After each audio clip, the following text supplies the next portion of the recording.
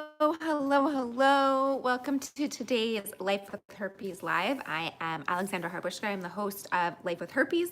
It is a blog, it's a podcast, it's a YouTube channel, obviously, but most importantly, it is an online community for people living with herpes. So today is our Life with Herpes Live section. It's an opportunity for you to ask your questions, um, as well as for me to.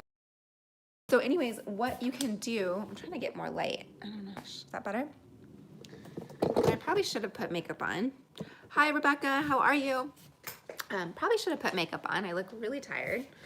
I'm not. Anyways, welcome. So go ahead and submit your questions and I will answer them as they come through. Let's see, let's look at some fun filters that we have here. Let's see, what do we have? That's fun. How about that one? Okay, so, oops. So, hi. Yeah, I'm glad to be here with you as well. Happy Friday. I'm excited that it's a Friday. Okay, so go ahead and submit your herpes questions. Just to get going, let me go over here to my computer and take a look and see what you guys have asked in the past. So one of them here is, how do I handle, okay, I slept with someone, I didn't tell him I have herpes, I want to continue a relationship with him, how do I move forward? Okay, so that's a really great question and that happens more than you know. Obviously disclosing, have you had any relationships since you've had herpes? Yeah, let me get back to your question, but yes, I have. I'm actually married, so yes. So as far as disclosing, the easiest, the truth is always going to come out. So the easiest thing for you to do is, of course, tell them prior to having sex or some type of sex or sexual relationship. However, I do know that gets difficult, and disclosing, it's the fear of being rejected and things like that. So if you have slept with someone, you didn't tell me you have herpes, my recommendation is tell them as soon as possible. So if this is someone you would like to continue a relationship with, you want to be in a partnership with, you want to have sex with, all that stuff, then yeah, absolutely find the time to tell them as soon as possible. That way there's not another time, because when you look at it, you don't accidentally have sex, right? It's not something like you accidentally do. Like there's a lot of steps involved in order to get to sex. So I understand, the first time, but the next couple of times, it's something that should be disclosed to your partner. And I know it's hard. I really do know it's hard. But yeah. Okay, so have I had relationships after being diagnosed with herpes? Yes.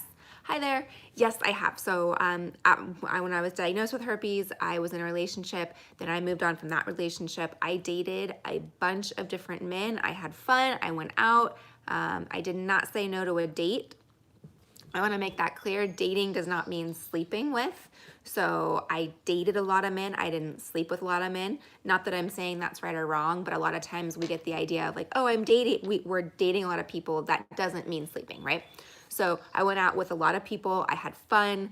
Then I did have a serious boyfriend for about 3 years. So he and I were together.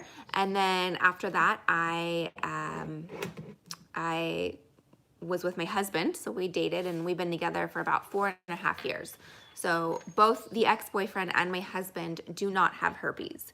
So they have not contracted it. I have not transmitted it. In fact, my husband last night was saying like, yeah, I should go get tested again. So yeah, he doesn't have it. And so that's that. Thanks for asking that question. Anything else going on in your guys' mind, in your world? What's up? Can you still have children? Yes. Thanks for asking, Jennifer. That's a great question. Yes, you can still have children. Eating orange grapefruit causes outbreaks. Okay, so yeah, you can still have children, absolutely. There's millions and millions and millions of mommies out there who have genital herpes. So it's something that is absolutely possible. There's a little extra precautions that need to take place It's nothing abnormal, nothing out of the ordinary. It's just important to let your doctor, your OBGYN, whoever is delivering your baby know. The main reason is they don't want the baby to come in contact with the herpes virus. So there's ways to prevent that, like a C-section or making sure the mom is on an antiviral prior to giving birth. What's the big deal with having herpes? I don't know. It's not a big deal. It is a big deal in the sense that it's a stigma, but actually having herpes is not that big of a deal. It's just a little skin rash. It's just an inconvenience here and there. It's taking an antiviral for a couple of days and moving on. But you're right. What is the big deal? It really isn't. It's the stigma that plays the big deal. Can you still be a blood donor if you have herpes? Yes, absolutely. That's a great question as well. You can totally be a blood donor. Herpes has nothing to do with the quality of your blood, wanting to donate to someone else. Absolutely. If that wasn't the case, oh my gosh, if that was the case, we wouldn't have blood donors. Like, there's just so many people with genital herpes out there. We wouldn't have blood donors. So that is a great, great, great question. Your life is normal. Like, what we don't realize is the majority of the population has herpes. And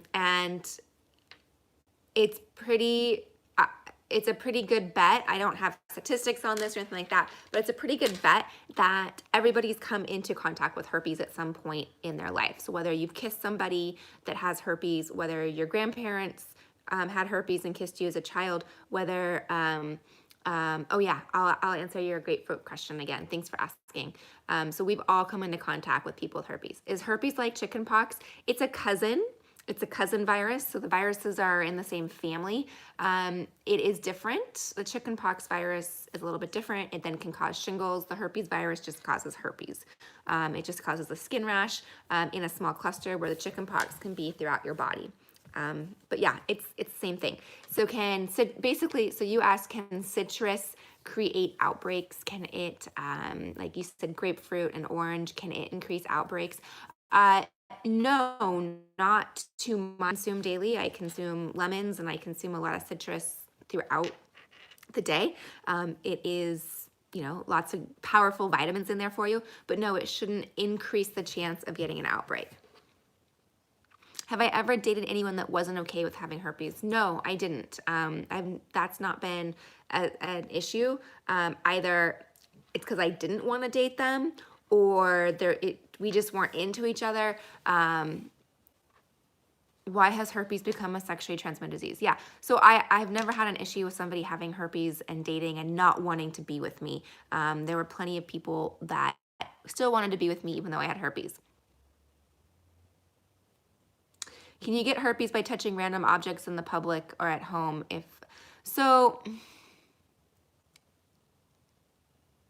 Okay, so guys, unfortunately I can't read all the questions here on my phone and I couldn't get it on my computer, so you're gonna have to re-ask your question because I can't remember them all.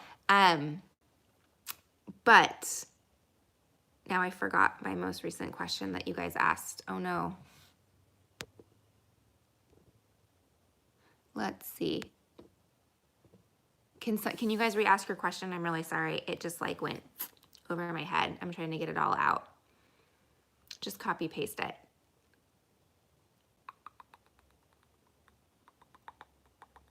Sorry, guys. It's Friday. What are you guys gonna do? I hope you have a great weekend. I always love Fridays. They're the best. I always feel like I get, so touching random objects. Thank you. So yes, can you get it from touching random objects? It's pretty hard. So the transmission is skin to skin. So if I have it on my left hand and I touch my right hand, that's an opportunity to transmit it. So this hand now can become a vehicle to other places in my body or to other people, right? As far as touching objects, things like that, okay, in the taboo subject. As far as touching objects like sitting on your sofa, sharing toilet seats, it's really hard to do that.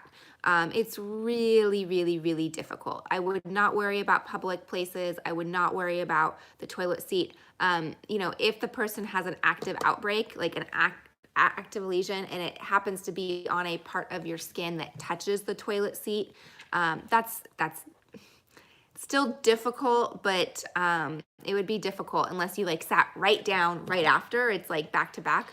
That would be difficult in order for that to transmit. What I'd recommend is if you are someone that gets it in other places, not directly on your genitals, but like on your butt or inside of your thighs, just put a Band-Aid there so it prevents transmitting it to other people.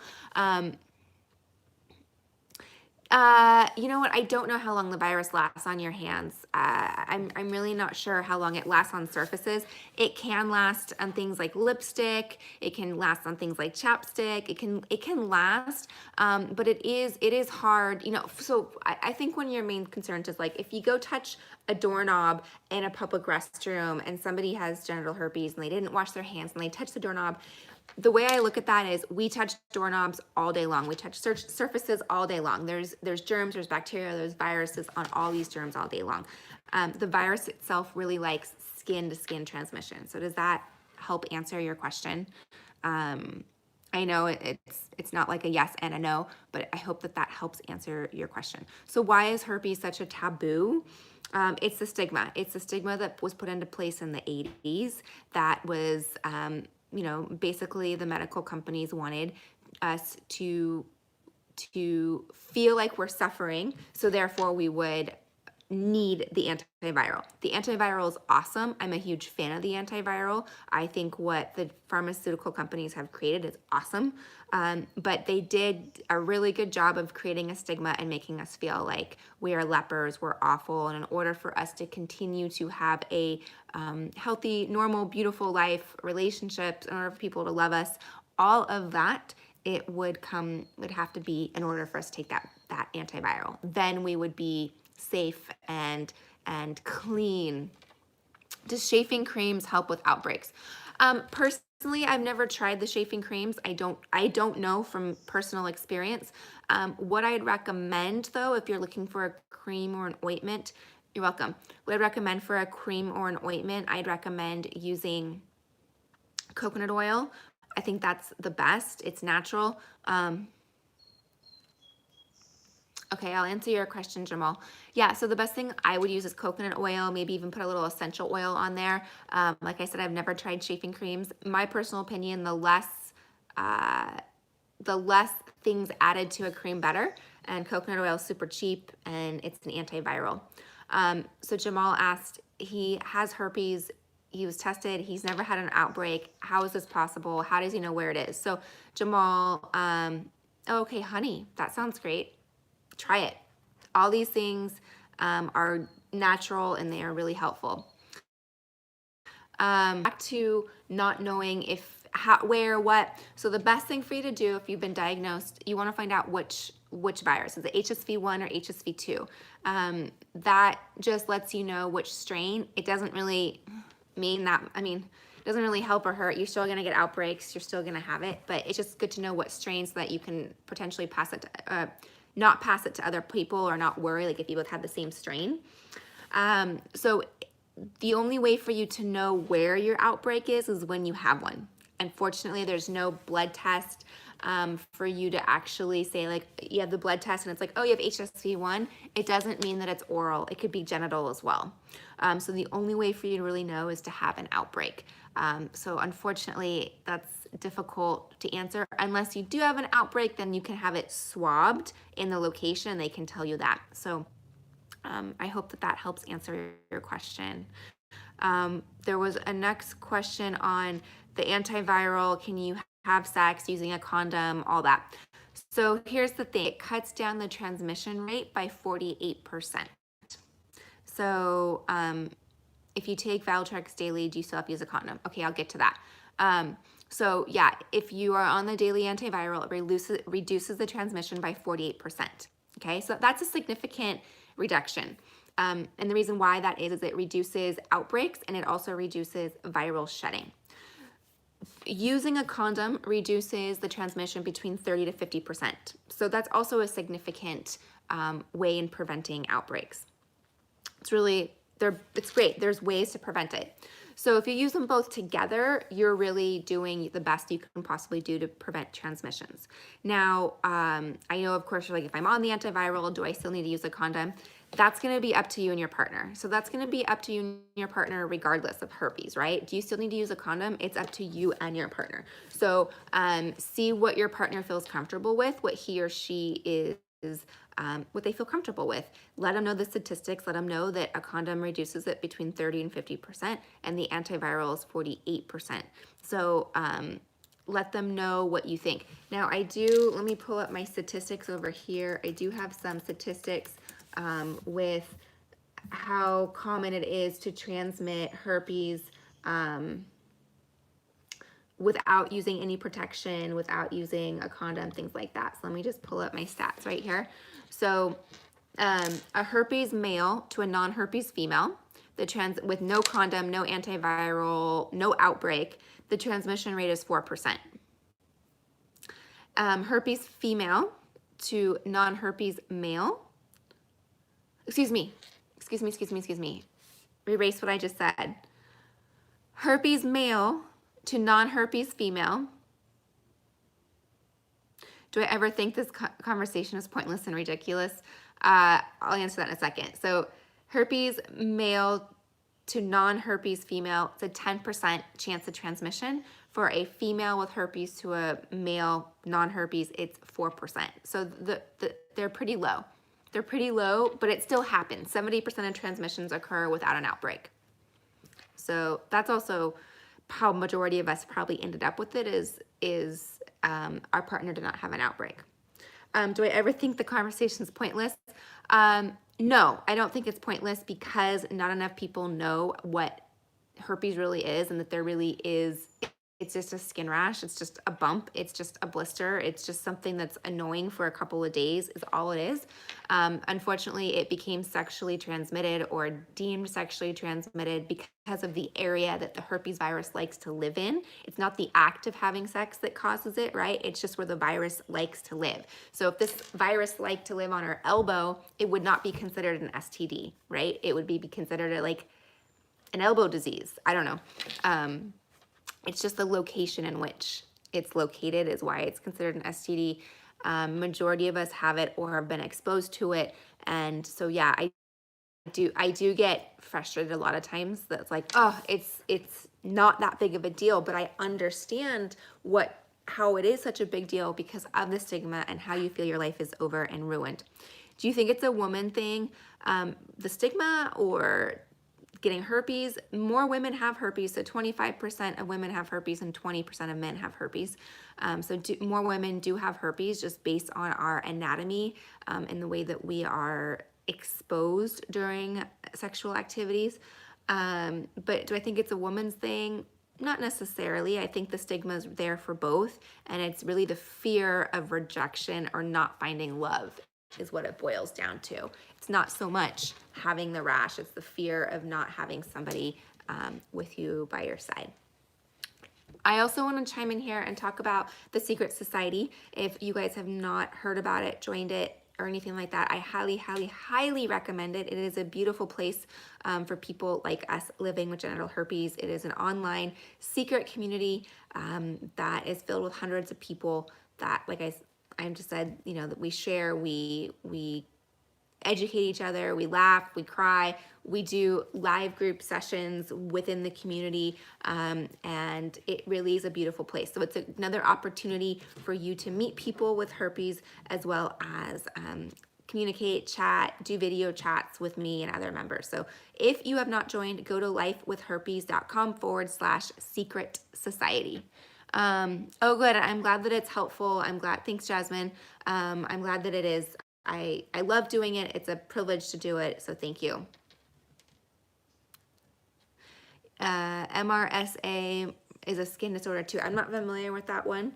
But yeah, there's a lot of skin disorders or skin diseases out there.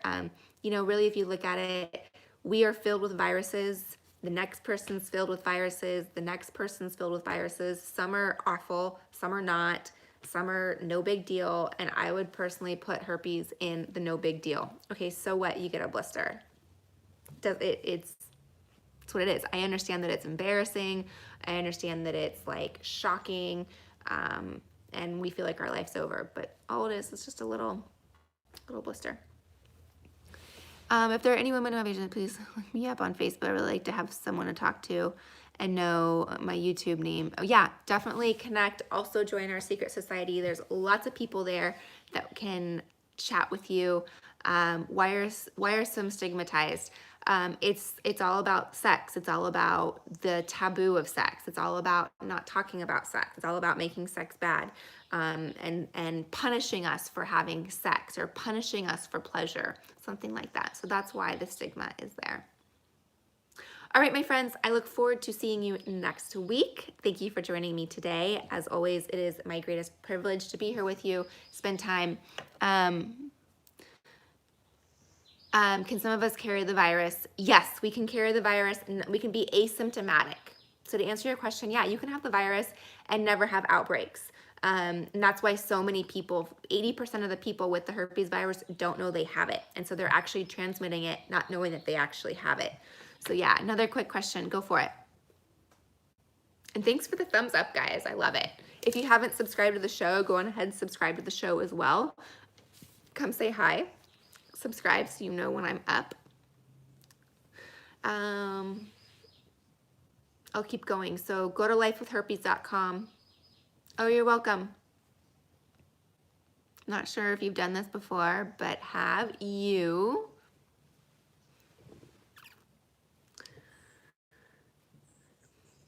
You're welcome. You're welcome, everybody. I love being with you. I hope you guys have a great weekend. What are you going to do? I hope you go like have a beer or a margarita or a glass of wine.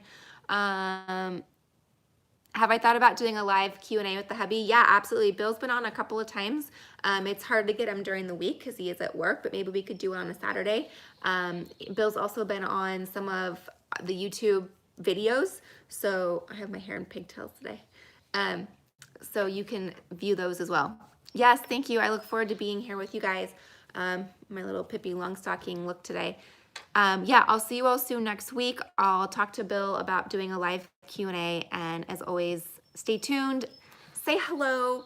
Don't be a stranger. And I'll see you all soon. Go to lifewithherpes.com.